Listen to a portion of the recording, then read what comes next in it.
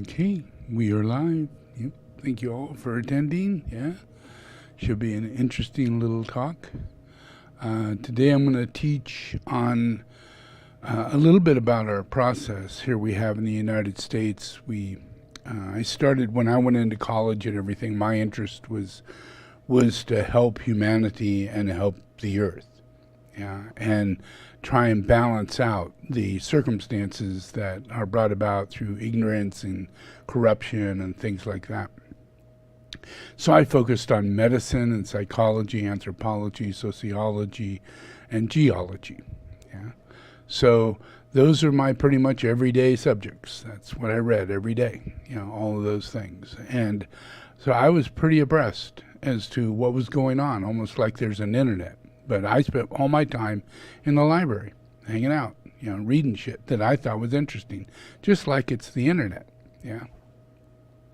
So in that process, by the time I got to college, I was ecologically pretty advanced. I was very well aware of pollutions and the ozone and the process of DDT and other toxic things that are going into our life that there are questions on, but it's not really brought up in our society. You find them in the library when you're studying. You find them reading articles and journals and things like that, which is all I spent my time doing.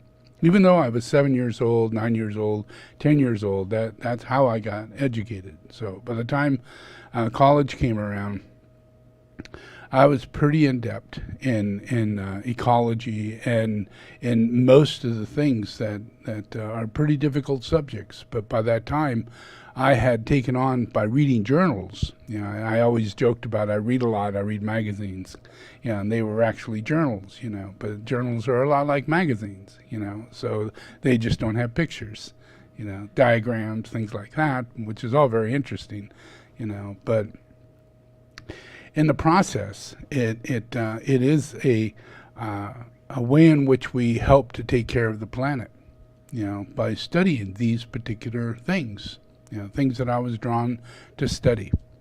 So I believe that as time goes on, people's evolution toward education and what it is that's going to wake us up is going to be education. It's going to be, we're going to come across stuff and it's going to have an effect on us. And we may find it when we're 10 or 11 years old. And by the time we're 30 years old, we're obsessed in fixing it. So we all come onto this earth to fix it, to help to fix it.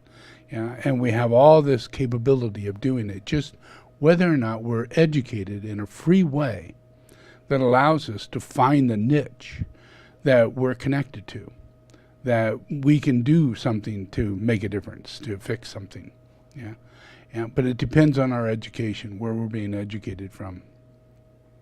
So that's what I'm doing now, is I'm helping to facilitate your interest in areas that you may not have interest, but you do. You have 7 rays. Each one of those rays are soulfully connected, capable, soulfully connected, each one of those. So as you become more and more wise, you become more masterful of each one of those rays. And as you become a master, as you become truly a master, it means that you've accomplished 5 of those rays. You've mastered. You've raised them up to a soulful degree. And you've lived a life of soulfulness with that ray. So if you incarnate with a 5th ray soul, or it's a difficult time in the world, but you're writing novels, you're writing things that are telling people that there are such things as satellites, if we were to think about it. And if the satellites were in orbit, they could do such and such, and all of our major higher initiates, 3rd and 4th degree initiates, came into the world as writers, as people who put their information down, Pythagoras, many, many people like that. And when they did that, it was a ray that they were establishing on Earth in a masterful way, which raises up the rest of humanity who is ignorant in those very same rays. And if you study those rays, you'll find out those rays harbor anger and hostility and judgment and collusion with other people who do the same thing. So that's what happens when the rays are not in a soulful state. And you have 7 of them, and you must get all 7 in a soulful state in order to become truly happy. Yeah. So whenever you do, study the rays and get to the point to where you understand initiations. The 7th initiation, which is quite something. Jesus went through the 4th initiation. Buddha went through the 3rd initiation. So just imagine, how powerful are these initiations when you know in history of people like that. And so when we manifest into our initiations, we get all the way up to the 7th initiation. And the 7th initiation is when you're in the heart. And you would think, wow, you'd start off with that. That would be the 1st initiation. But in reality, the 1st initiation is the last initiation. There's no separation between your 1st initiation and your last initiation. So everything is about the heart. Everything is about organizing the truth. And the truth is that you are an initiate, and that God initiates you. And that it becomes more harmonious, more balanced, the more you master every one of these rays. Because if you don't, you will end up in a harsh scenario, based on that ray. And you will have to live through it. You will have to go through the conflict of being ignorant and being prejudiced and being biased and being, subjecting other people to your 6th ray attitude, influencing that ray into the world. So you slowly but surely get better at that ray, and it's the other initiations, it's the other levels that you received, in other initiations where, let's say, you first wake up your 6th ray, and your 6th ray is oriented now upward toward the heart. So you're going to do all this through devotion, through a deep understanding that God exists and that God loves you and that God has a plan for you, and that if you get through it, because you all die, and my thing is that life is hard and then you die, and that's just the truth. It's just what it is. But what you make of it is that there is a magical process that goes on in the initiations, and each initiation is really hard. Really hard. So that means that life will be hard, not easy, because you're an initiate. It means that you have more to do. And it gets deeper, and people hate you more. And you're downtrodden in every possible way, and you can hardly move through it, And that's the process of every single initiation until you get to the 3rd initiation. And when you get there, you start getting into the group of all the other 3rd degree initiates who've made it that far and above.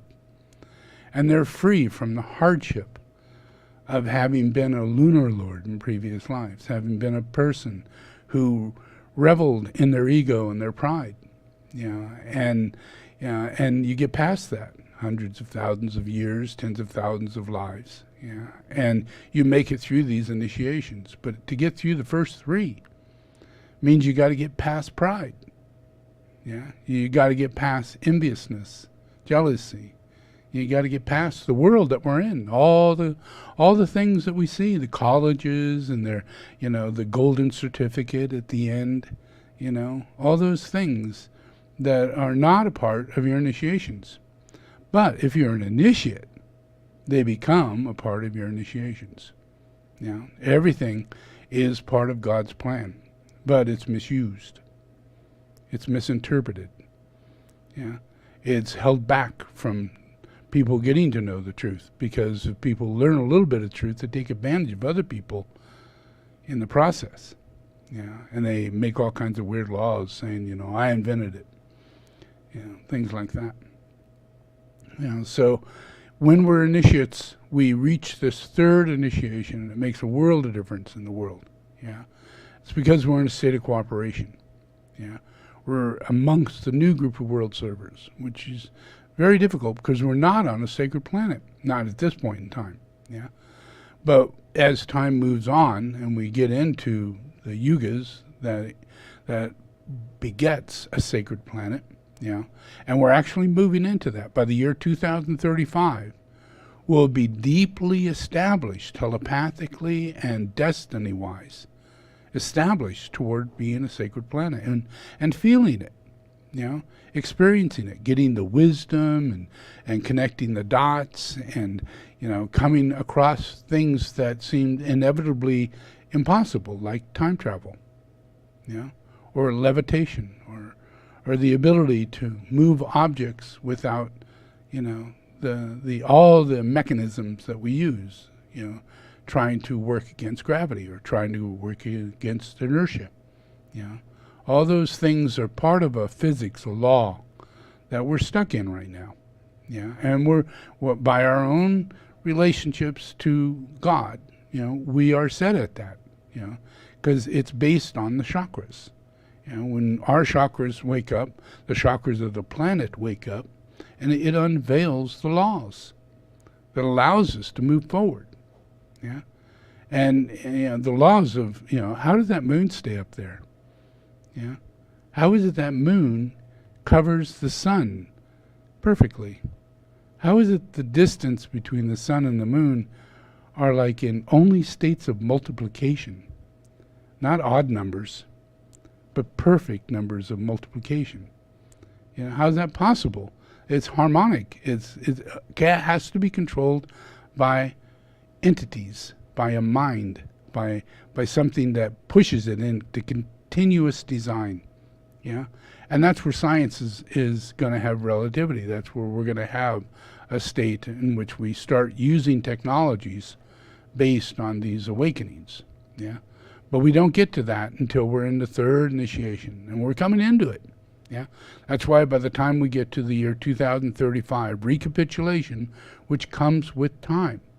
Yeah, it comes with time. You know, when we get into a certain yuga, we get to drop things that are existing in the yuga that we're in, which is an enormous amount of suffering, poverty, separation, you know, all this stuff that goes on and creates suffering and early death and all this. Every addiction you could possibly think in the world is manifested right now because we're in a sixth ray world. Yeah, we're so far from our happy place, you know, so far from, and yet it exists. It's right here, you know.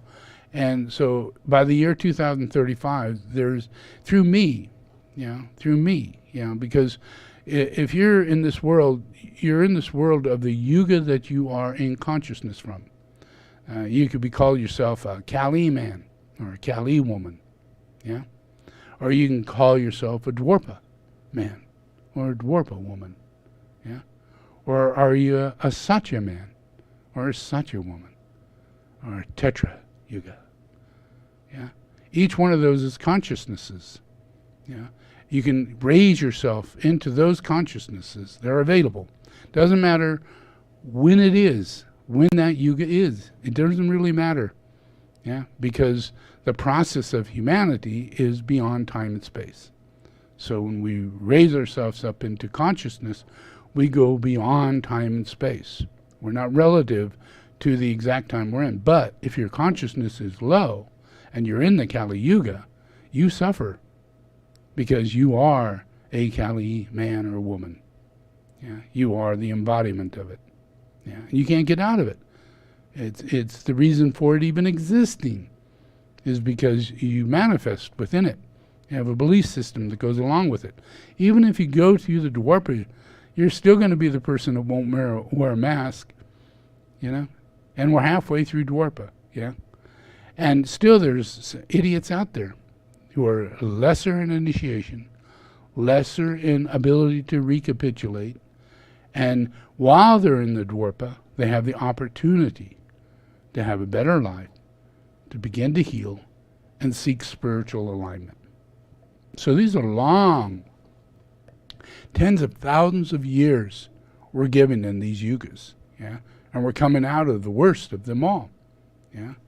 Yeah. The one where we're corrupt, the one where we're mean, the one where we believe we have to have kings and queens. We believe it. You know? We believe in cults. We believe it. We actually believe it. Because we're the ones manifesting it. It's part of our desire body. You know, you want to be a princess, you want to be a king, you want to be a queen, you know.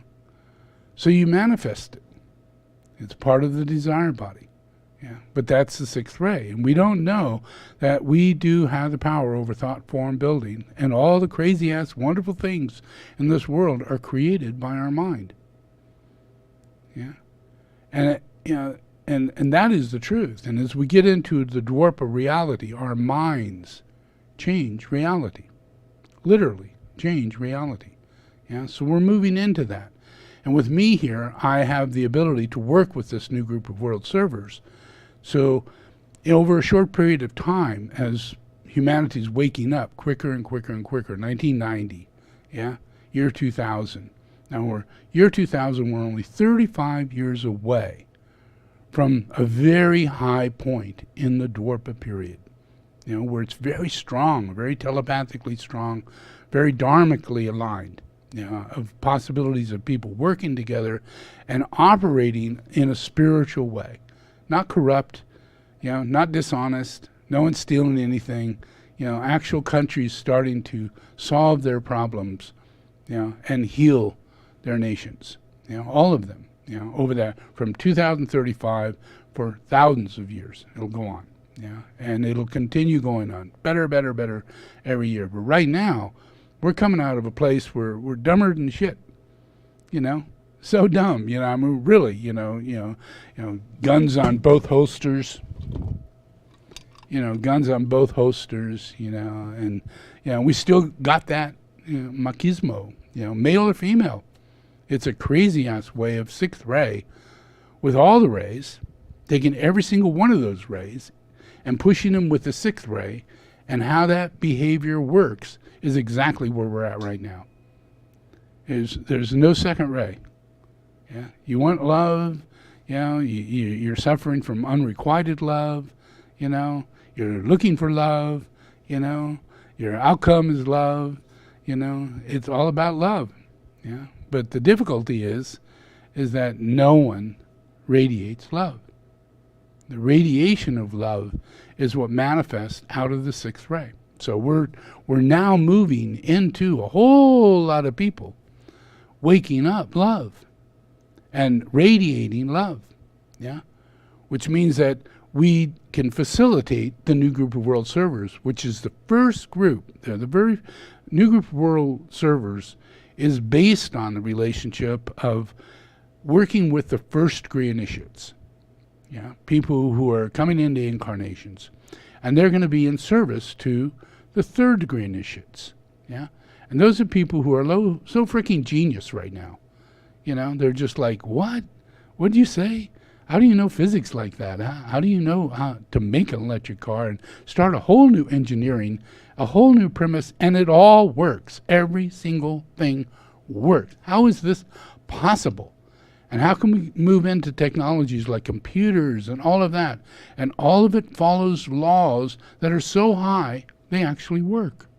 They don't break all the time. They actually work. Yeah? And those laws could be applied in equations.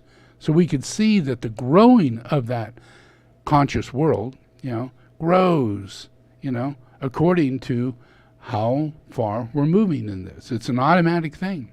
Yeah, there are laws built into it once it gets going, if it's part of the truth. Yeah, and that happens with us. That's us, humanity. Yeah, so the third degree initiates, the higher initiates, they're responsible for the first degree initiates. So they build, you know, like Tesla cars, yeah, and they go, okay, now we have 3 different Tesla cars, we have 3 different factories, each factory has 10,000 people, yeah, and they're all have to be super geniuses because they have to come up with not only the engineering way to do it, but they have to identify with robotic technology, ways that we don't even think about dealing with engineering, because people are afraid that your business is going to go away because of robotics. But these are third degree initiates and above. Fear is not there. The plan is there. Plan. Yeah? So what we're witnessing is the fulfillment of a plan that happens so quick. It happens first in a vision as an interest and a change of the desire body. Literally. The desire body's all over here doing these addictive things, crazy ass things, dumb things. Yeah? Can't get out of it. Yeah? But over on the other side, the same energy, the Holy Spirit of creativity, the interest of all the things that go on in the world, they flip over into the masses of people who are first degree initiates. And those people are triggered. They get jobs. Yeah. All of a sudden they get born. Yeah. And they get interest, and colleges are being made by Elon Musk and by all these different Google and Apple and all these different places that never thought about making engineer schools, universities, and things like that. But that's what they're going to do. They're going to create all these beautiful scenarios of education and furthering of people, not to just focus on football, baseball to make your money in life, but let's work as a group, and don't work in a subgroup like for Amazon or something like that, where you're just inside of a robotic scenario, but work within something that includes engineering. So every year this has to be developed and made better. So that allows you to develop your first and second degree initiation by being involved if it's not corrupt. And as we move forward, under my understanding, looking at things, I'm just going, okay, electric cars, we need this, Well, at first we had nothing. They were all being crushed, and it was a very down scenario, But that flipped over within just 5 years, Then all of a sudden we got these cars, And those cars turned into 3 cars, A Model X, a Model Y, and a Model X, And now we're coming into a truck, And we're coming into a semi, And we have all the solar we can imagine. And we have rocket ships that are getting people back to the space station and moving people to make plans for Mars and the moon, and facilitating industries that are not industries. These are mega, ultra, super, mega complexes. And that means environmentally, that's extremely low environmental effect on the planet. Because all of them is going to have solar on top. They're going to have robots running this thing. It's all electricity. There's not a great big gas thing out there, pouring gas and all the things you have to use and the machinery and everything, which is the way it was in the past. There would always be refineries right next to industry. If you wanted electricity, it had to be one half refinery and the other half electricity. And it's not like that now. You look at it and you have farming land that is all solar or wind generators. And we don't have any gas going in. We have batteries going up. We have whole cities being electrified. And people who are putting it on their house. So everything is moving. Everything is moving in a way that people don't understand, how this is going to make an outcome. And it's about initiations. It's about the fact that we're going to move into a mass level of initiations that are not here yet. Like right now, we're building the Tesla Cybertruck in Texas. And everybody's going, yay, they built Tesla in Fairmont. And it's big, and it's one of the biggest, Mooney, it's so big, and yay, and it's just amazing, and then he goes, and I'm building a battery operating system, and he goes, what, and then it's so big, it's like 5 times the size of Mooney, and it's going to make so many batteries, and then they're building the same thing in China, same thing in Germany, and the same thing in Texas, and another one that's going to be built semis, each one for a car. Model 3 this place, a Model S this place, a Cyber this place, and these are things that require tens of thousands of workers, and not people who are sweeping the floors or cleaning trash cans. All that is done pretty much, I would imagine, robotically, in a very ecological way. Because everything is being done by the control of the rays, elementally controlling the rays. And it's all being offered up through the Holy Spirit. Imagine 7th ray, 3rd ray. Well, that's all of our industry: ceremonial magic, ceremonial order, right relationships. What is more fulfilling to a person than to go and do something that you love to do and be a part of something that is furthering a whole lot of people, and it gives you pride? And you don't have to be, I'm a grandiose football player and I'm one of a million. It doesn't matter if you're within a common group of hundreds and hundreds and hundreds of thousands of people doing similar work, because it is so integrated, because it's soulful purpose. Its purpose is soulful, but it's personality integrated. So it serves personally and planetarily. So when you do that, you take care of the initiations. That's how all the initiations are done. So you get minimalism out of it. And you have no idea, that minimalism is an outcome, but it becomes the outcome by the year 2035. So imagine all these people are moved to go out and buy vans and pickup trucks, and they're just like crazy ass moved. You cannot get one of these things because so many people are being moved to do this. And I'm going, yep, that's good, that's great, but it's got to be electric. It's got to be electric, and your truck should be electric, and now we got about 10, 12 trucks coming, and you can put anything on there, and you can put solar on there, you can put batteries in there, you can put a tent on it, you can put a camper on it, you can do anything you want, and you'll have the life that you need to have, that you're desiring to have, but in a way you can never imagine. And I'm teaching this. I'm telling everybody, well, you're all going this way, but this is the way you need to go. So you need to get your batteries together, and you need to kind of hope and wish that vehicles become electric and take the place of your truck and your van. Because you're going to be in this thing. This is your desire to get out of a house and step into this and live like that. Hundreds and hundreds and hundreds of thousands of people are doing this quickly. So what happens recently, is Tesla has a Cybertruck, and they put my design together, and they offer this. This is their little deal. Check this out. I think it's really neat. You've seen the Cybertruck. Check this out.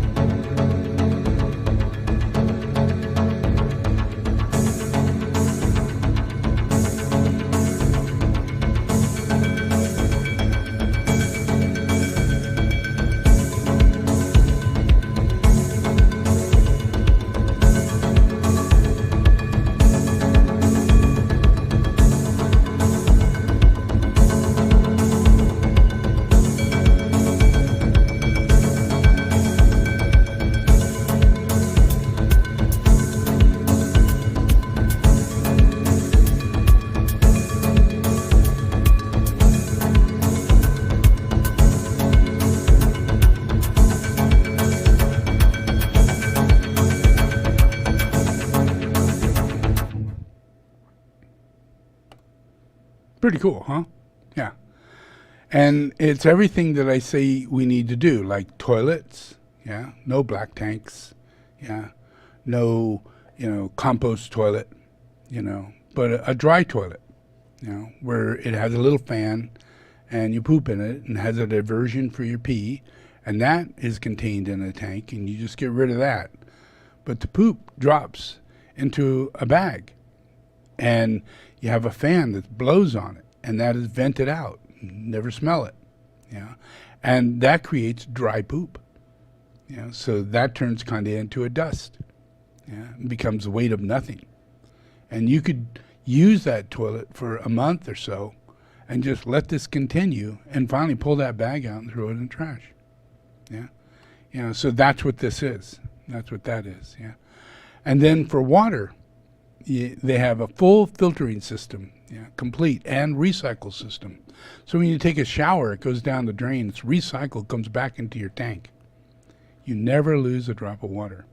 Even if you're washing dishes, and if you get water, you can just pour it into your sink, and it'll be pre-filtered and go into your storage tank. Isn't that cool? Yeah. No propane or anything like that. It works directly off the vehicle alone, so it doesn't require batteries. Yeah, it works directly off the vehicle, and it uses so little electricity in what it's doing, that you can go a long ways.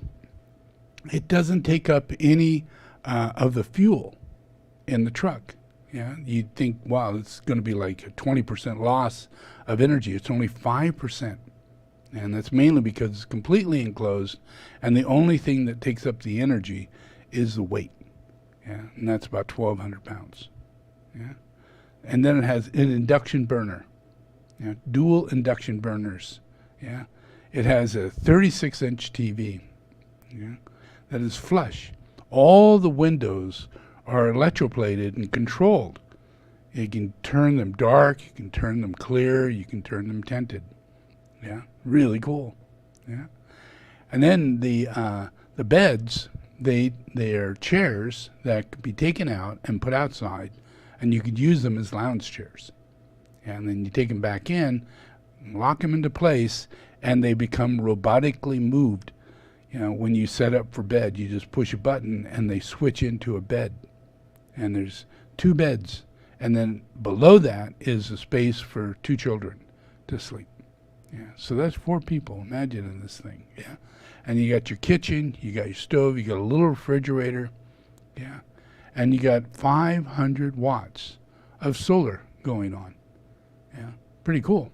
Yeah, the van itself, or the truck itself, costs around $39,000 to $40,000. Yeah, a Cybertruck, and you could buy it today. You can go online. I did, and buy it. I did, and so we have this Cybertruck and that arriving here in about 7 months. Yeah, so we'll be able to display it and show people you can experience it. Yeah, and it's if you buy it now, you could save around $4,000 to $5,000. Yeah, but the longer it goes, it's going to be its regular price, and that'll be around $50,000. Right now, it sells for $42,000. Yeah, which is, you put the two together, $40,000, $42,000. That's about almost $90,000 for a home and a vehicle that's fully electric. And that's just crazy. That's just so cool. And it has, the way it collapses down your storage area, all your kitchenette stuff and all your silverware and everything is all already there. It's already in its place. Everything has its place. Then you have your own storage, that you can put things. So think about that. Yeah. That's one that's coming, and then Rivian will be coming with his van pretty soon, and I don't know how that's going to look, but I can tell you right now, this is a guaranteed reality, So if you want to get into something that's really super cool, because Tesla and this company are doing this together. It's not just someone who's building it for Tesla. They're doing it together. So they literally have the satellite dish too, is included in this thing. So you can travel anywhere in the continent of the United States, and be able to get 110 megabytes. That's just beyond cool. Where normally you go out and you camp, you can't get shit. You're lucky to get a phone signal. But in this case, this is totally, your water is recycled. You don't use propane. Come on, people. Think about it. It checks every single thing off. This is a perfect, if you think about the first and second initiation, it's liberation. You liberate yourself from your bondage. Now, that means you may get divorced 3, 4, or 5 times in your lifetime, because we're in a world of liberating ourselves from our bondage. In our past life, incarnations come back around And quite often, we love people who you've been married and then you get divorced and you find love turns to hate, you know. And past life situations are just like that. You know, what could have been a very nice, loving, kind scenario could have turned into a very bad, ruthless, jealous, envious scenario, you know, which we've seen in life. You know, so past lives could be very much the same. And in our first and second initiations, we learn to discern, discriminate, and not do this sort of thing. You know, lay back, you know, be cool, you know, maybe not get married, you know, maybe not go that route for quite a while, you know, and make a better person of yourself, you know, and be able to discern and discriminate better people, you know, rather than being ignorant and innocent and taken advantage of. Yeah, because you're being innocent and ignorant, you're taking advantage of people. You don't know it because you kind of have to. You can hardly survive. Yeah, so you get a job, they take advantage of you, but you're there to take advantage of them. Yeah, it's the written law. It's just how it works. You know, so a good employer always says, you know, what is it you have to offer this company? Yeah, what does he have to offer this company? And that's what I believe that is what our initiations are about, is to discern and discriminate and constantly change what it is that we have that are coming, you know, that offers us to change. You know, we you know, just like you hope to fall in love one day and find the right person. Well, God has ways to make shit like that happen. Yeah. God moves the whole world, yeah? And if you stay calm and clean and make yourself as balanced as you possibly can, you'll change how you have relationships, yeah? But the main thing is to get yourself into a liberated place to where you don't have those relationships that are burdening you with bullshit. You know, obligation that is untrue. It's not right. It's not right. You know, it's imbalanced. You know, subservient or some way, you know, feeling it needs to be done because you have a low self-esteem. That's low self-esteem is not going to be a higher initiate in your future life, you know. So every opportunity is going to change your ability to become more and more and more a happy person who's a high initiate, who has high ways of looking at things, and you live a high life. When you walk into your house, people can tell that you're a high being. You're an old soul. You're doing good. You know, you're good to be around. Yeah, that's just how life really is. Yeah, or you could be a person in a dirty T-shirt with really maggoty house, and you know, got your teeth falling out left and right, and all of this is going on, and you can't see anything wrong. You know, I'm telling you, you're not an initiate.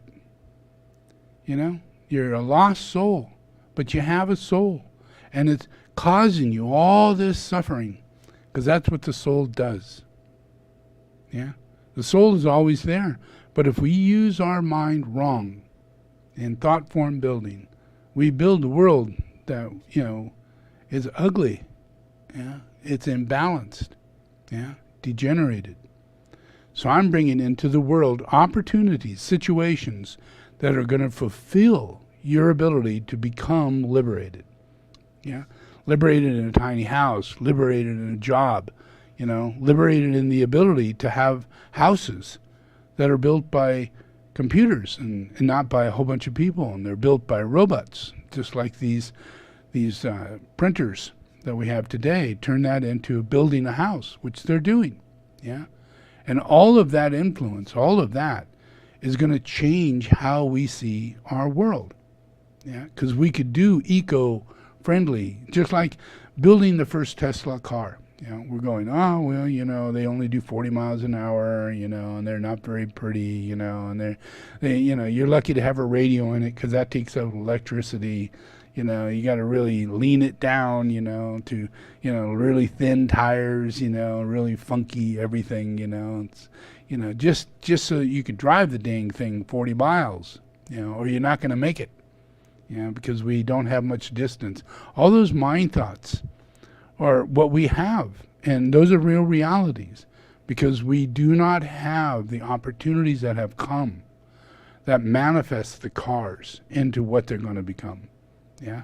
No one really thought, oh, I think I'll take the batteries out of a computer and make an electric car. Yeah. But the first person who did think of that became very rich. Yeah. And came up with everything that we're dealing with today. It's not about the big ass batteries. It's about a whole bunch of series of batteries and putting them together and creating a very highly efficient, fast charging system. Yeah. And that wasn't a leap, It was just the ability to connect it all together. Yeah. And these guys with open-mindedness and opportunity sitting there, and once you tried it and it works, then you move forward in a very fast way. You can buy the robots, you can buy this, you can do that, you can operate solar, you can bring all this in, because you're not just building cars, you're bringing the opportunity of a change in our industry, a change in our environment, a change in how we're going to do the things we do. Yeah, because if you go into a house, all those houses have a complete lack of energy efficiency. Yeah, the light bulbs, the wiring, everything is screwed up, everything is wrong. Yeah, so that's literally got to take a complete sweep. Yeah, not by going in, destroying it, making laws and saying, oh, that sucks. That's really bad. You got to get rid of that. Tear it down. But allow ourselves to realize that this is a higher way of doing things, and just go ahead and start building these robotic houses and robotic cars. Even though on one side we're going, no, I don't want robotic cars because it'll take away my job. Look what happened in Detroit. And that's our fear side, because we cannot see the vision of what comes from the collective consciousness in the new group of world servers, and that we actually have a part to play, where in the other side we don't have a part to play. It's very temporary, and you're being used. You're being devitalized rather than vitalized. Yeah? So imagine we got this. That's a really nice thing. That is an incredible thing. But then we have things that are devitalizing humanity in ways that is devitalizing the planet, but because they're not things that we know about, they have effects on our spiritual well-being, and we don't know it. But just the fact that behind the scene there could be laws or a court system or lawyers or others that are doing their best to cover up for 10 to 20 years extreme toxic waste, extreme danger in large masses for humanity. And I'm going to show you two cases that people are not aware of. Yeah. And they're here, and they're big. They're really big, and they're constant. Yeah. Yeah, and we have to do something about it. But this isn't it. The process is that we have to, what's bringing this out is a new group of world servers. You'll see in this that there are people who create new industries for cleaning up oil, or people who have submarines that go around and check the real deep and see what's been dumped down there. Yeah, and go, oh my, that's really toxic, and that's a lot of it. Yeah, because we know this goes on. We know that it happened. But no one is really taking the time and the money and the interest in order to facilitate that technology and have it be something we do. Yeah. So check this one out.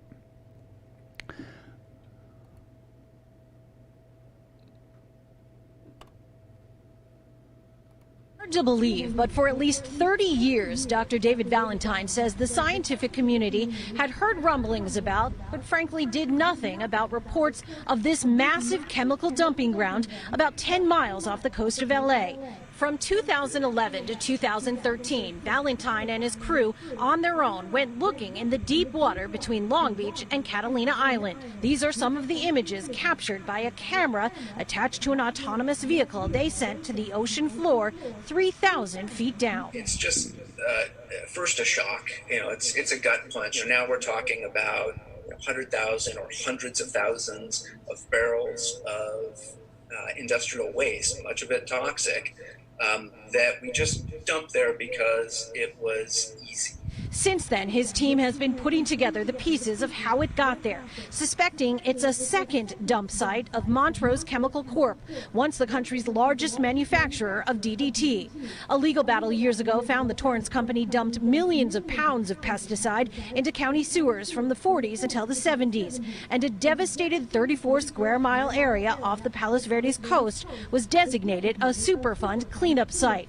Last year, Valentine published his new findings, stunning residents and state leaders and offering clues that could help biologists understand high levels of DDT in California's sea lions and their startling rate of cancer, which biologists say is rare in wild animals. Yeah. And cancer in humanity is one of the number one cause of death. Yeah. And then there's heart attack, and heart disease, heart, just like the initiations, the heart, it's the weakest place. It's our weakest place. It's the one we die of the most. And then the next one is cancer. Cancer is part of our lifestyle. And what is the environment that is around us? Could it be corruption, lies, poison? Yeah. Could we be forced to do hard labor with mercury? Yeah. Could we be forced to do asbestos work or work in a DDT factory, and no mask, nothing, and have kids in schools after we find out that they all have asbestos? Once we tear one down, it's like, oh, this is a health hazard.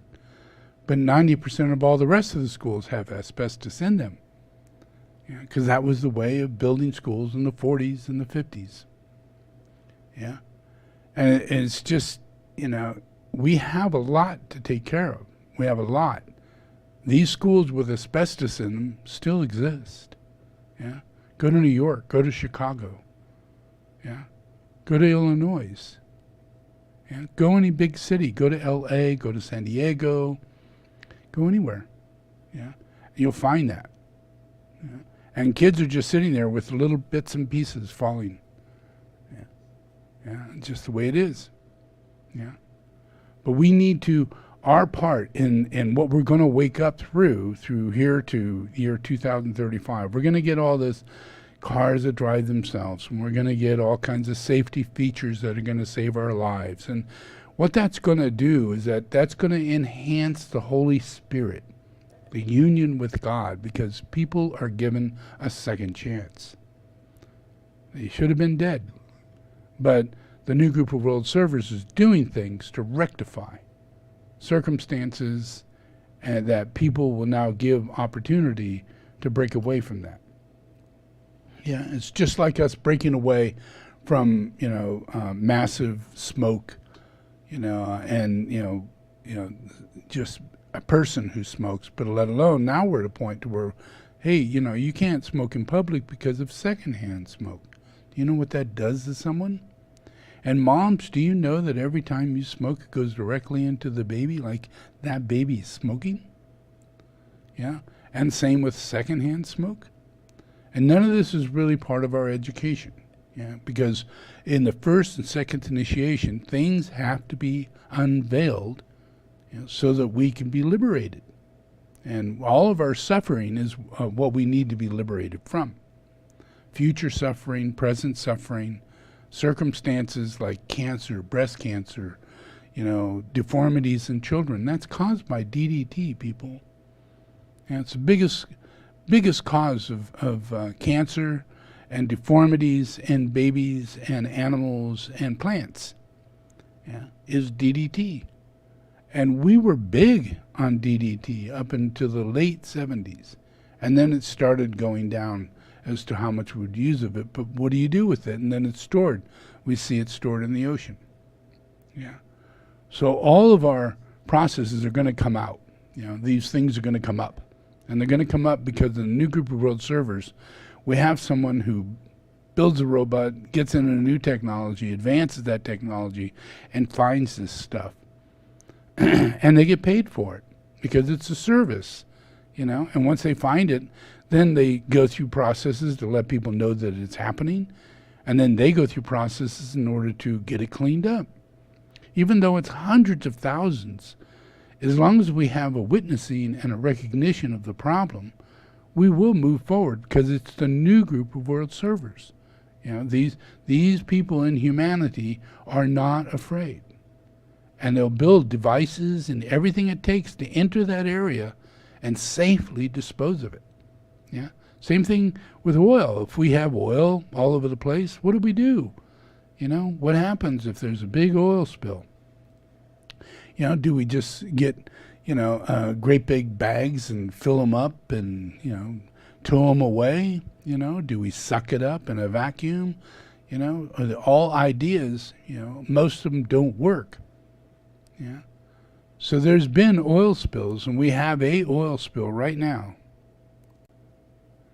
It's so big and ridiculous. It's been going on for almost 30 years. And they lied and told everybody it's only 2 gallons a day leaks out of this. We fixed it, sort of thing. He's been helping the government clean up the longest running oil spill in American history. And there's a good chance you've never heard of it. Why do you think the public wasn't made aware of this spill until long after it happened? That's a great question. And it's something that I struggle with. I was aware when it first happened. And then I just assumed that it had been taken care of. The spill started back in 2004 when Hurricane Ivan tore through the Gulf of Mexico and knocked down an offshore oil platform owned by a Louisiana-based company called Taylor Energy. Taylor tried to stop the leak, but only managed to plug about a third of the compromised underwater wells. After spending $200 million to clean up the site, they claimed nothing more could be done. They said the necessary technology simply didn't exist, but that only about 2 gallons of oil were still seeping into the ocean each day.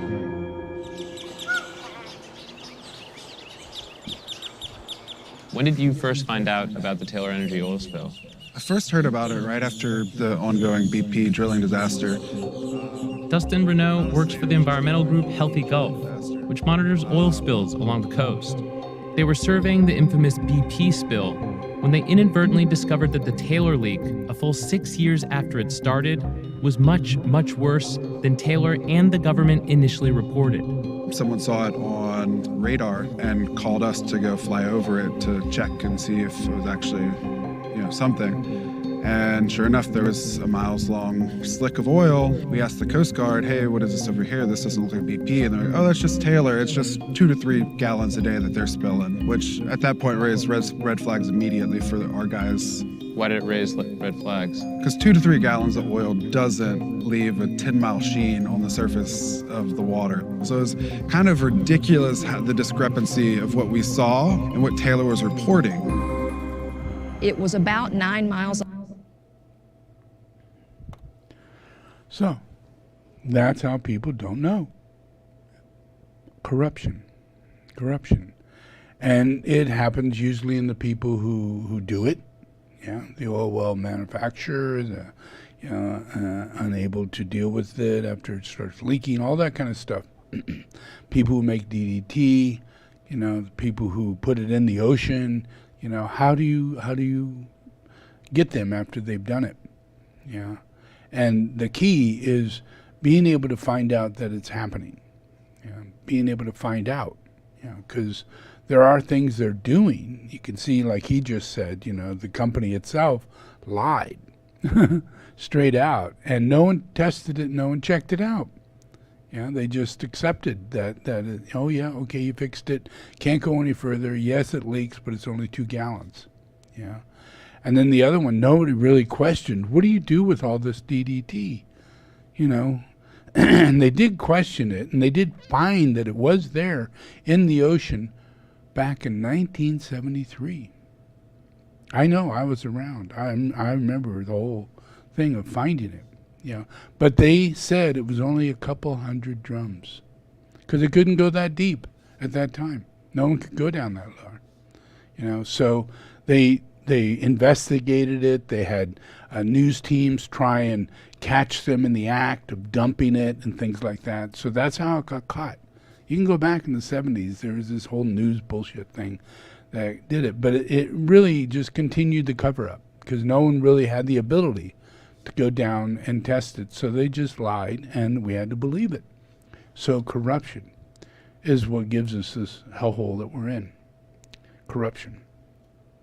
So it's not our job to worry about, how or why did it happen. Our job is to realize corruption exists. Soulless, evil corruption exists. And if you have that in your midst and you can't discern that, then you can't fix anything because they're behind the scene making more shit in their existence.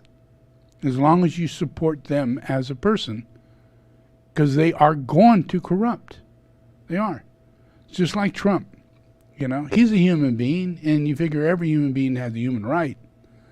But there are prisons, people, for good reasons. There are insane asylums for good reasons, to protect the public. That's human rights.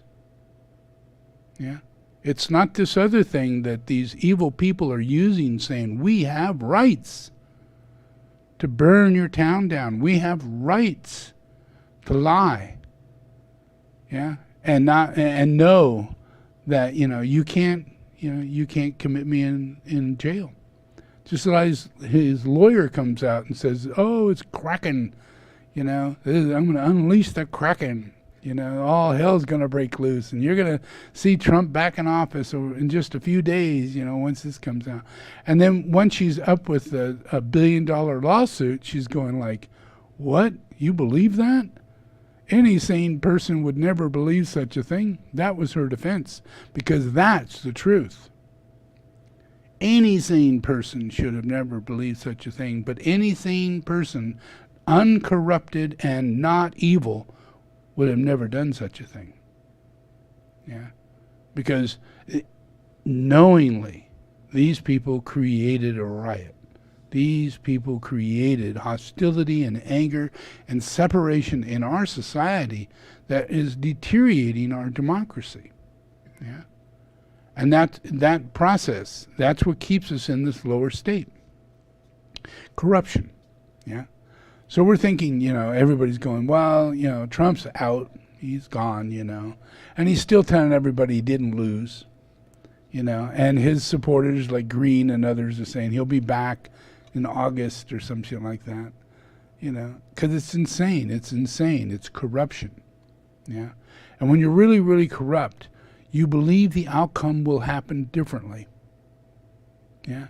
If you fix the game, because you fix the game, you believe the outcome will turn out differently. That's what corrupt people do. They fix the law, they bring in the judges, they fix it.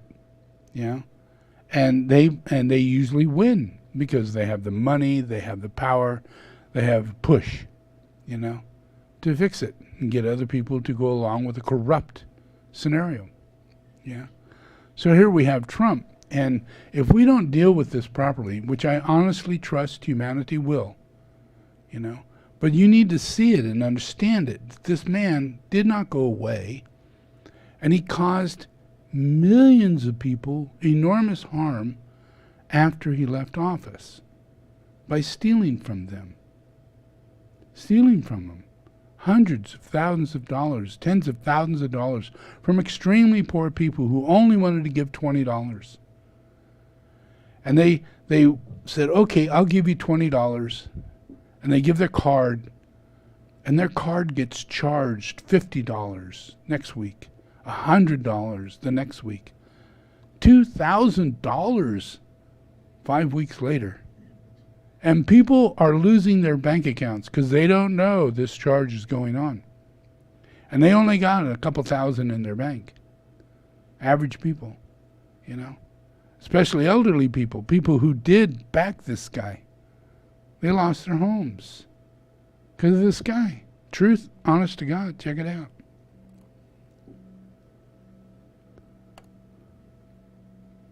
All right, imagine if one day you went to check your bank account and it was empty, just wiped out. Now imagine it was the former president of the United States who took it all. According to a New York Times investigation, that is what happened with Stacy Blatt, a Kansas City man who was battling cancer in hospice care and living on less than $1,000 a month. Mr. Blatt died in February. This is his brother holding a picture of him.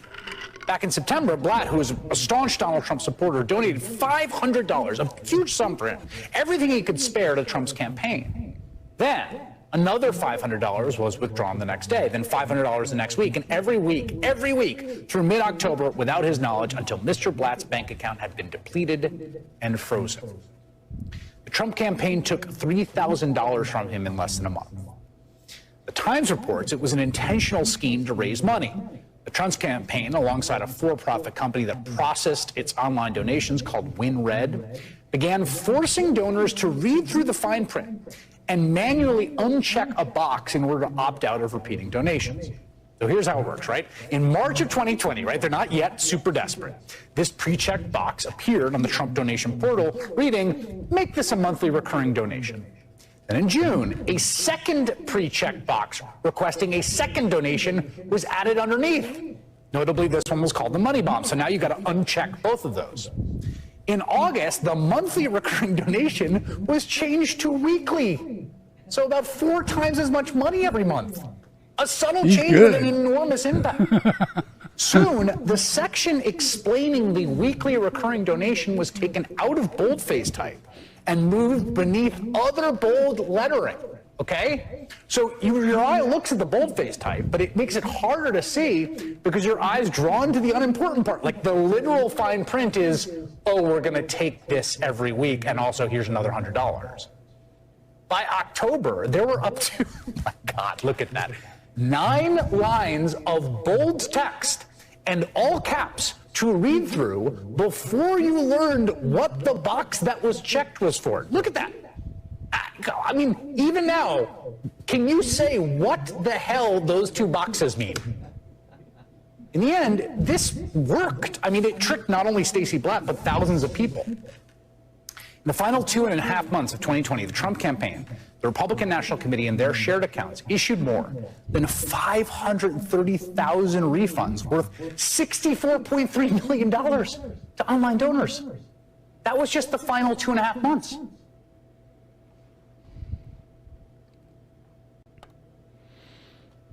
Yeah. Yep. Yeah. And God loves that boy. Yeah. You gotta love him to death. You know, there's a lot, you know, there's reasons why these people follow a person like Trump.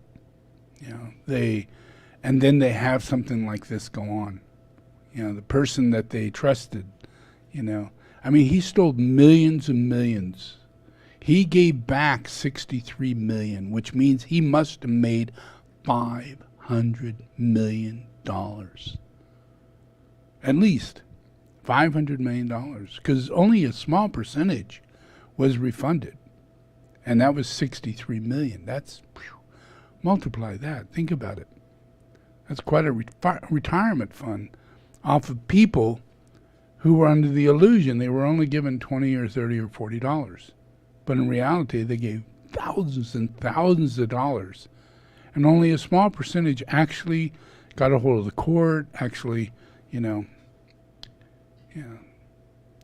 So this process is for us to witness.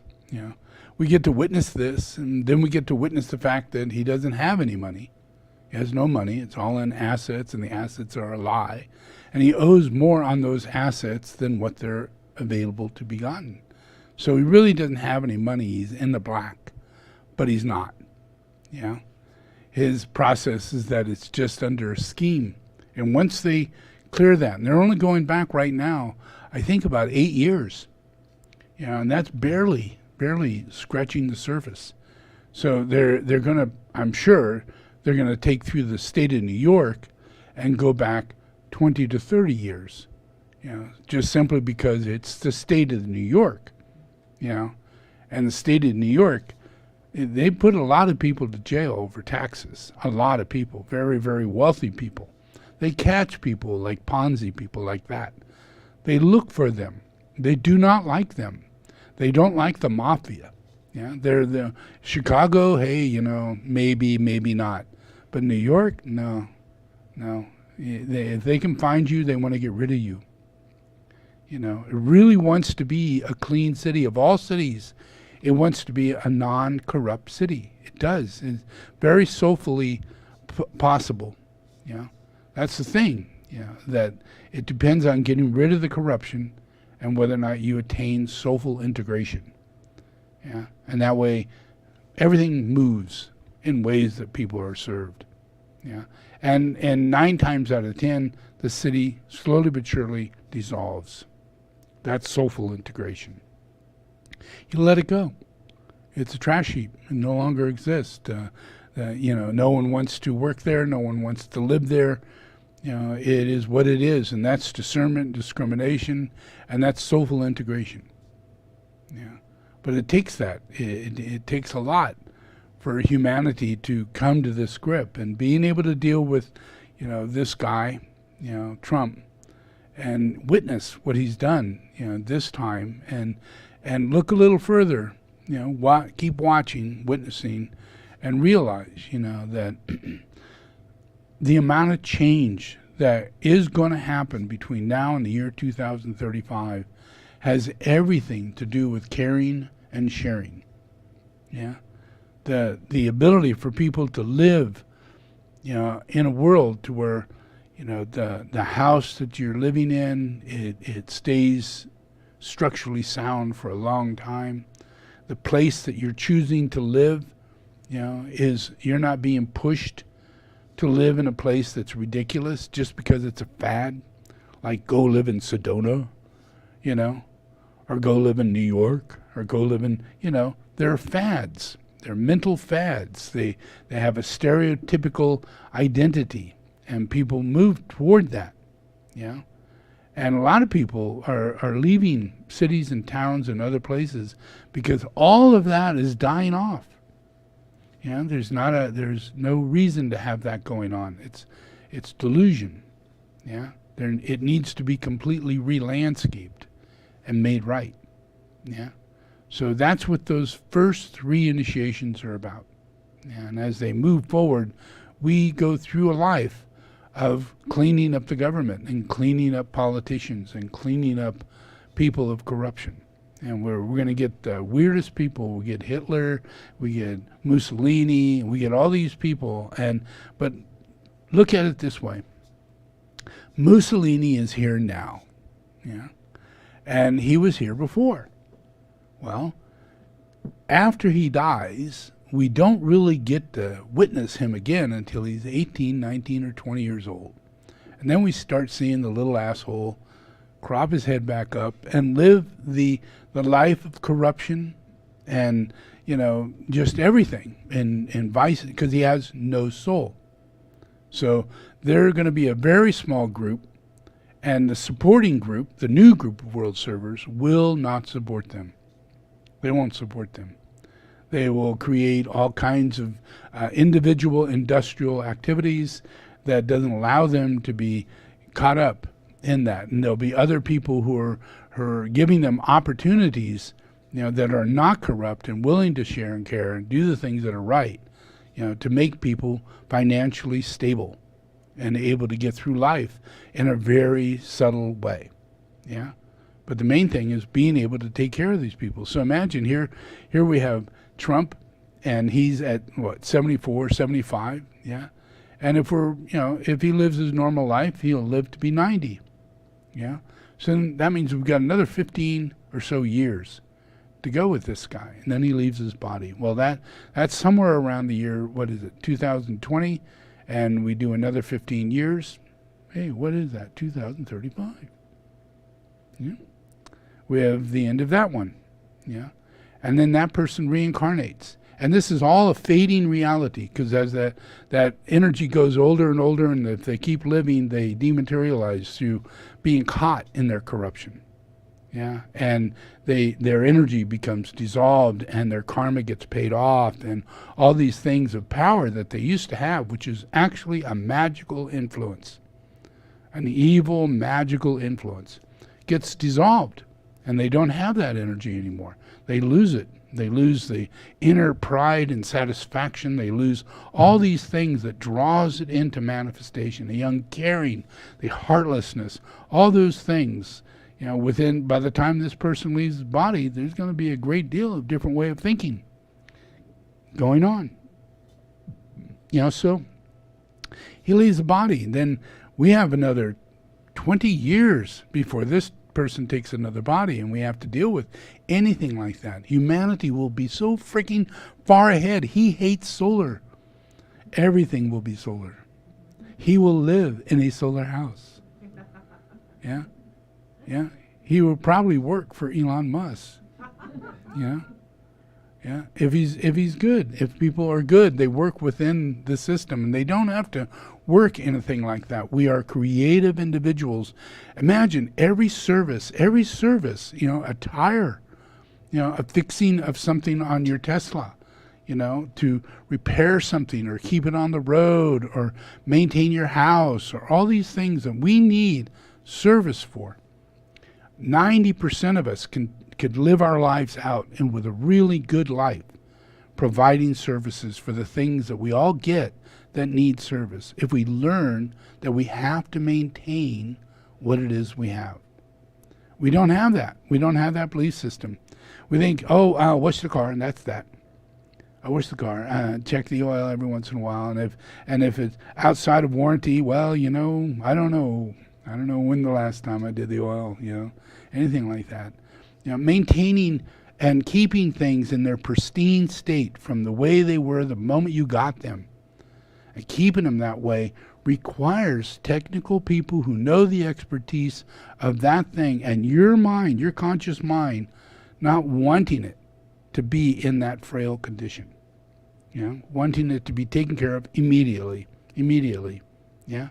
And then vehicles and things that come our way will be technologically set up so it'll tell you that there's an error, that there is a problem, and all you got to do is take this little modular out and take it out and get rid of it, yeah, and put a new one in, yeah. And most of what we're going to be dealing with is that we can do our own services, yeah. But there's a whole lot of people out there that are afraid of doing anything. Afraid of taking apart the sink, or just afraid. For that, they need someone to serve them. Yeah, does that make sense? It's the way it is.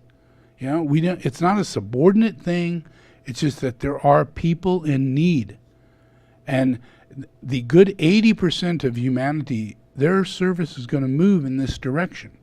You know, whether it's woodworking or fixing or carpentry or, you know, maintaining a vehicle or, you know, putting in new electronics or upgrading your battery system or whatever it is, you know, the services will be provided, and it'll most likely be provided locally. Yeah. Yeah. So all of the things, the integration of things that we've got going on because of the way industry has been, the way all things have been, is totally different to the way it will be by the year 2035.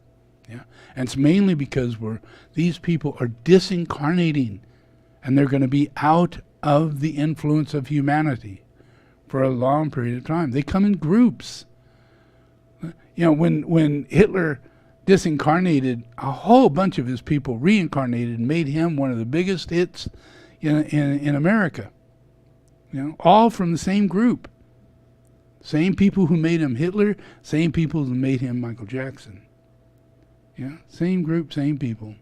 And they just come in different masks and different ways in order to keep their energies of fame and fortune and money and greed. It's always down that route. It's always avarice. It's always that way. Yeah, so as we leave that behind, there'll be no place for these people to exist in that way. So they have to change their ways. Yeah, it won't be common for everybody to have tattoos. It won't be common for everybody to believe in altered genetic changes. We'll be wise to the reality of our opportunity of self-realization, something we're not even taught. Self-actualization, self-realization, What if you just learn to find yourself, and not worry about whether or not you're male or female, but just learn to find yourself. And to gain truth in yourself is to realize you're either male or female. And if you're either male or female, then you focus in on ways of thinking that strengthen those characteristics of your male-female body. Males work in certain rays. They work in the first ray, they work in the third ray, they work in the fifth ray. Those are the 3 rays that they work in. Females work in the 6th ray, and the 4th ray, and the 7th ray. You just look at them. Look at the way all behavior is, and why there's conflict between males and females when they get in a relationship, as though the women want to be in charge. By nature, they should be. By nature. Just by nature, they have the 7th ray, 6th ray, and the 4th ray. Who could fix shit better, than a person who has those rays? And who could help that get done than a person who has a 5th ray, 3rd ray, and a 3rd ray, 1st ray, and a 5th ray? And why would we be thinking, oh, you're the father, you're the mother? Why would we think like that? Because of these rays. We see birth coming out of this. We see people coming out of this. We see creativity manifesting in the world, where people change and have good rights and have good behavior. All that is 7th ray, 4th ray, 3rd ray.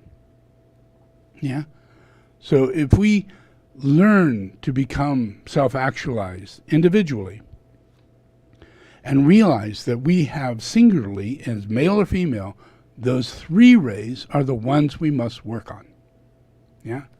If you're female, you need to make sure that those 3 rays are not the ones that you're expressing. You relax on that. And you take on the qualities that come with the other 3 rays, which are by nature your beauty, your form, and your holiness. It's just a character of your being. Because the 6th ray turns into a saint, into a holy being. So a 7th ray, 6th ray, 4th ray, it all just transmutes. But it's a matter of whether or not these hard rays up here that are in the male, can get to the heart. We both have to get to the heart. Neither one of them have that heart. Both of them have those other rays. And each one of those rays are a complement to the rays above and the rays below. They need each other. And you must see yourself independently in this way, and then worship that relationship. Worship it. I can show you statues that this is a fact. How it's done is through love. True love. Loving that sexual reality. The male-female form, the male-female reality, the male-female expression, those 3 rays, and each one of them, if they fully fulfill themselves, they fulfill humanity. So, let's pray. That's what the darshan's going to be about, all this stuff I just talked about. So I'm just kind of like woofing over it.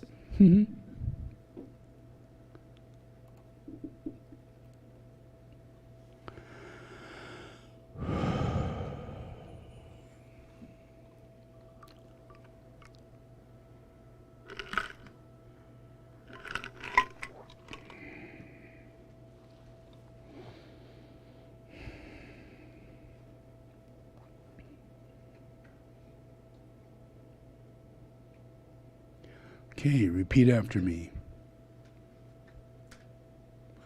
Lord Jesus the Christ, thank you for bringing me here. Lord Jesus the Christ, I open my heart today. I invite you to come inside. Come inside, Jesus the Christ, and save my life. Receive me today as a child of God. Forgive all my sins, and write my name in the book of life. I give myself to you, my spirit, my soul, my body. Receive me, Jesus the Christ. Now, the devil, the blood of Jesus the Christ is against you. I command you now to leave me. I do not belong to you. I am God's property. Leave my life. I disassociate myself from you. I renounce every evil covenant I have entered in with you. In the name of Jesus the Christ,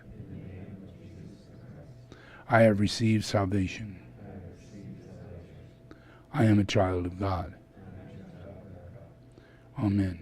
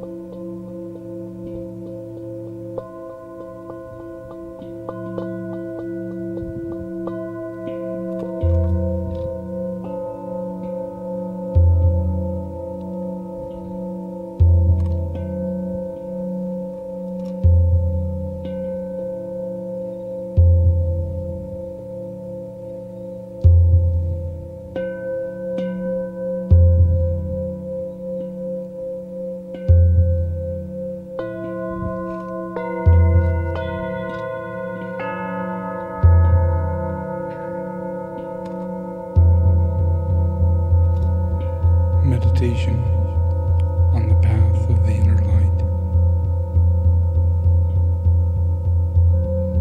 Sit erect. Be relaxed.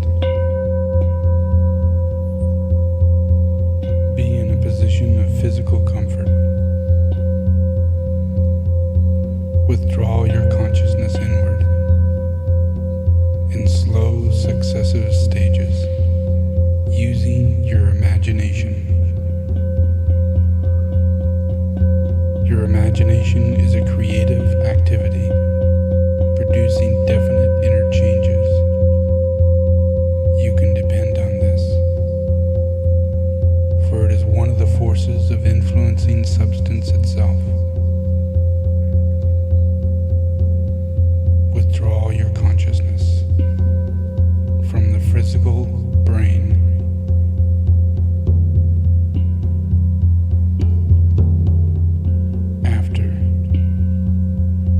Centered it deeply in the brain. Withdraw it and place it to the astral body. From the astral body to the mind.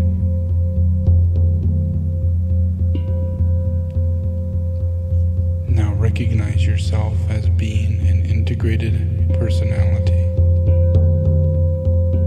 From the integrated personality to the soul. Focus upon seeing a thread of golden light which connects these three bodies. The body of your physical brain, your astral body, and back to the mind.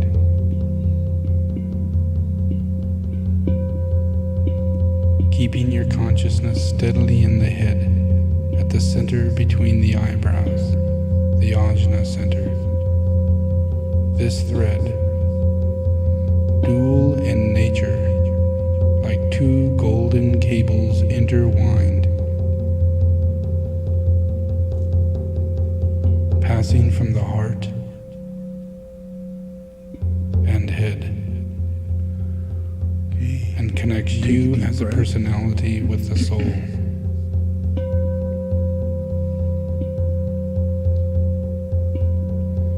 When you have carried it upwards and seen it aligning and relating all three aspects of the personality, then pause in your meditation and quietly, silently realize that you are now face to face with your own soul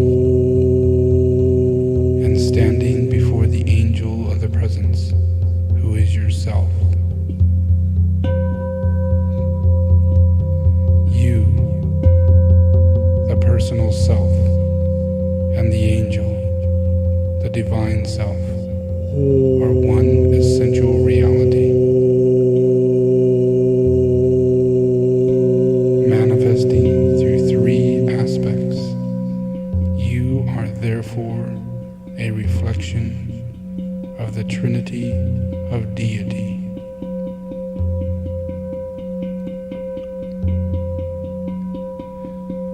There is in reality no separation or duality, no I or thou, but simply God in manifestation, whose nature is light.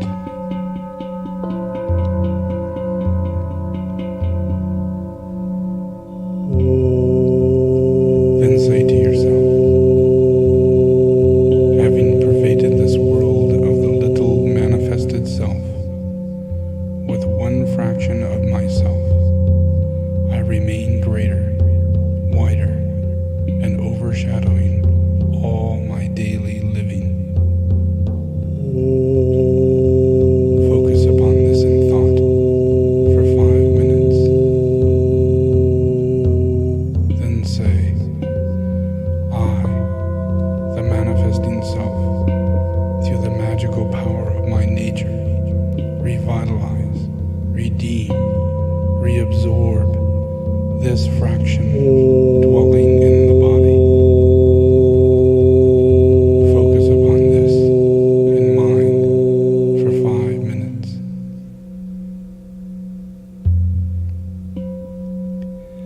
Then carry the life and light of the angel of the presence back again consciously into the body, and know it to be there, illuminating your mind, rendering positive quiescence of your astral nature, and invigorating and stimulating your physical body. Do this slowly, using your will.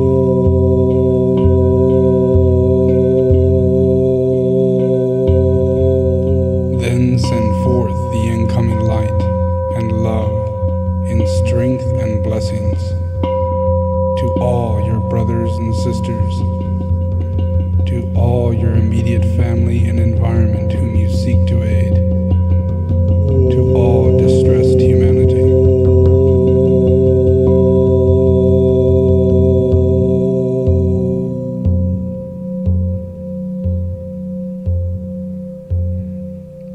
Then say aloud,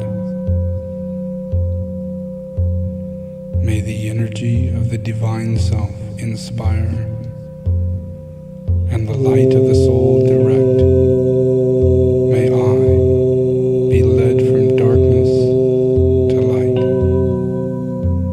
from the unreal to the real, from death to immortality.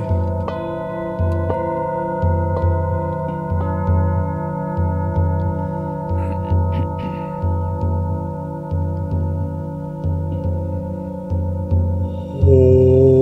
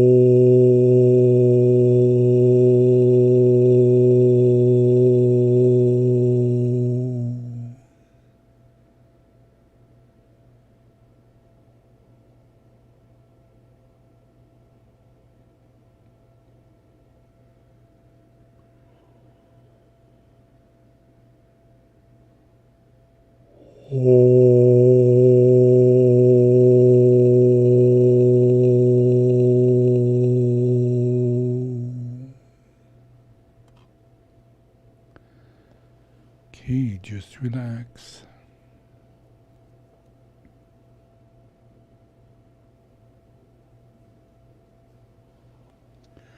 All right, open your eyes. Take it easy.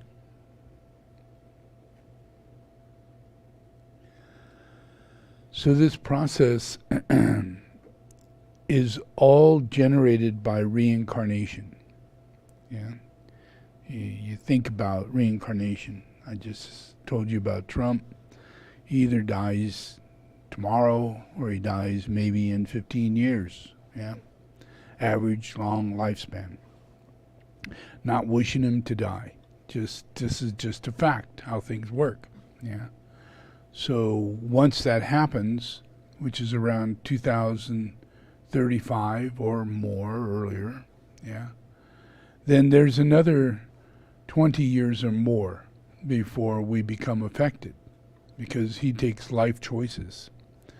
And right now he incarnated into the ambitious families of corruption.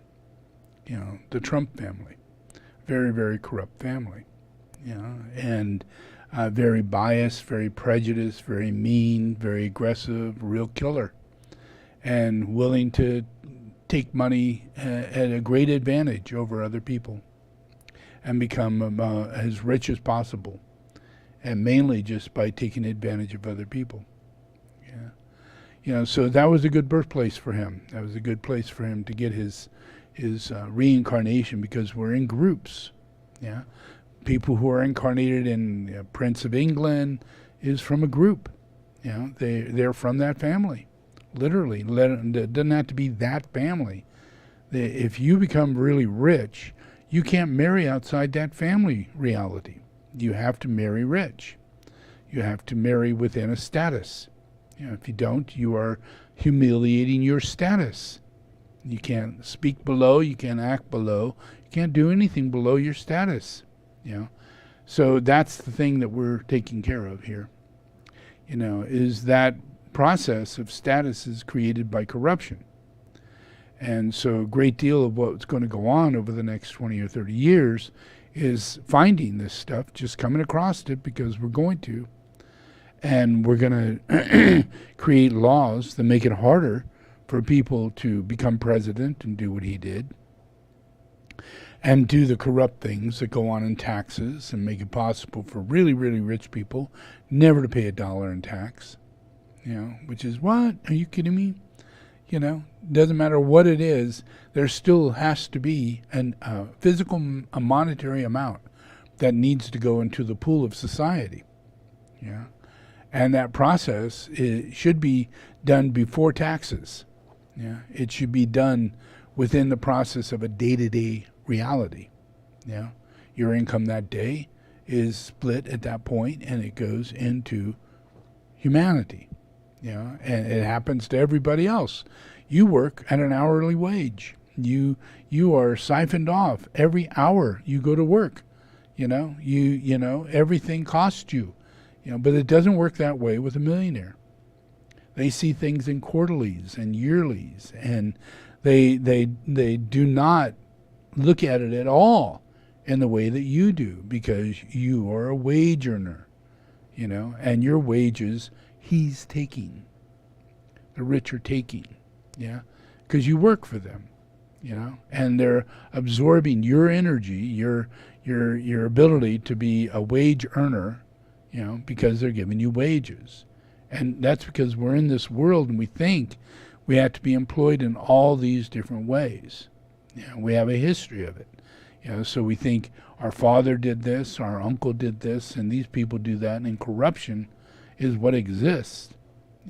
But that's not the way it's going to be over the next 30 years. We're going to have things fall right at our feet. And we're people that are just so wise and clear and able to say it so expressively in such large numbers of people, and philanthropers rather than corruption. Those people who are really, really rich are going to give away their money. No question about it. Give it away before they die, as a part of a process of humanity, an effort toward humanity until the balance is gained. And that'll happen more and more and more, throughout time. We can't depend on the government. We can't depend on this and that.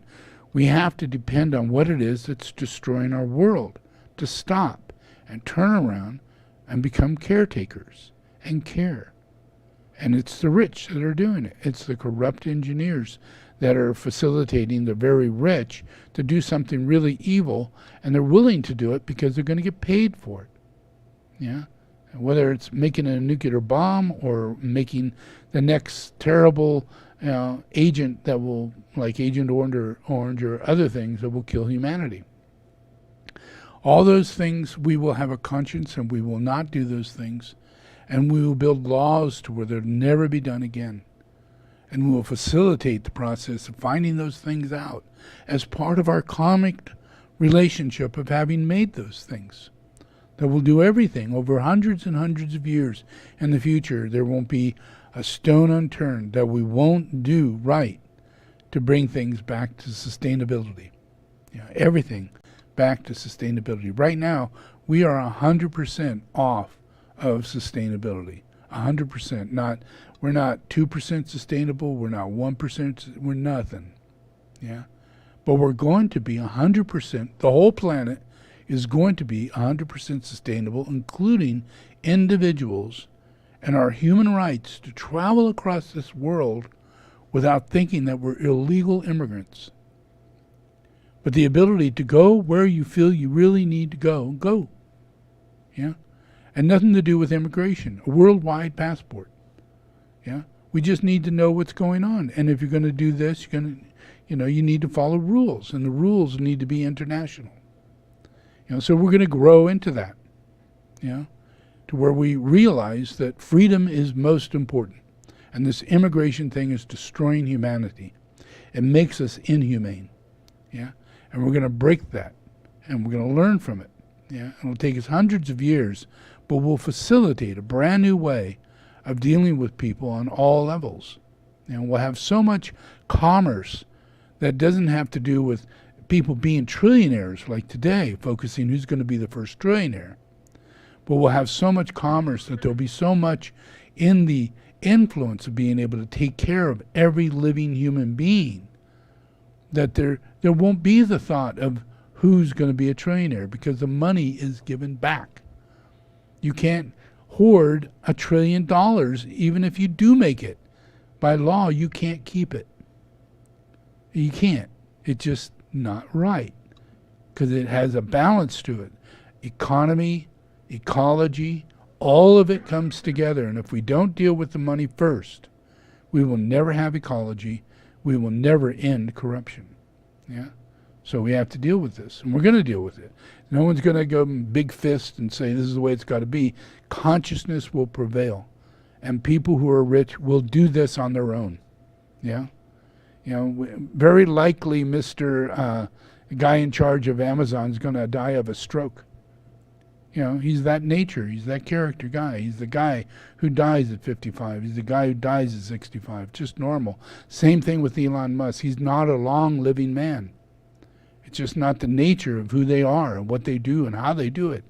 They have short lives, you know. So don't think, you know, that man's going to make it to Mars. They're doing everything they can to get things going in the way they think it's going to be. But they're not going to be the ones in charge when it comes down to what's going to go on. They're not going to be here. Yeah, just the way it is. It takes time to pull this stuff off.